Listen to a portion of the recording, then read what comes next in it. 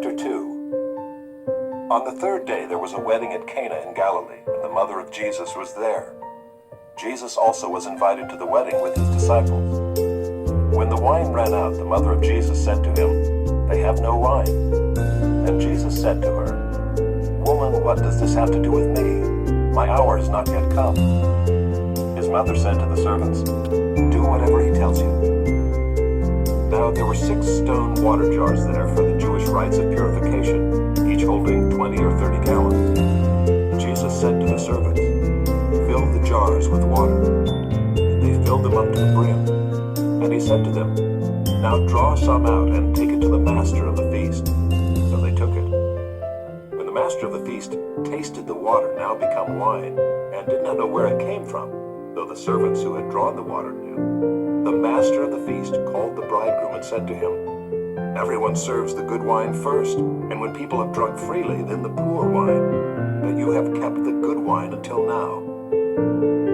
This, the first of his signs, Jesus did at Cana in Galilee, and manifested his glory, and his disciples believed in him. After this he went down to Capernaum with his mother and his brothers and his disciples, and they stayed there for a few days.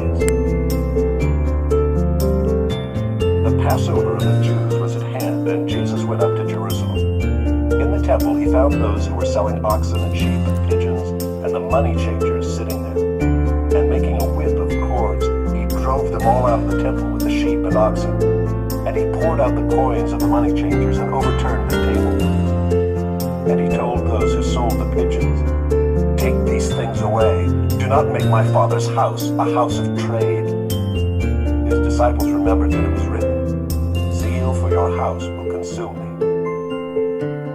So the Jews said to him, "What sign do you show us for doing these things?" Jesus answered them, "Destroy this temple, and in 3 days I will raise it up." The Jews then said, "It has taken 46 years to build this temple, and will you raise it up in 3 days?" But he was speaking about the temple of his body.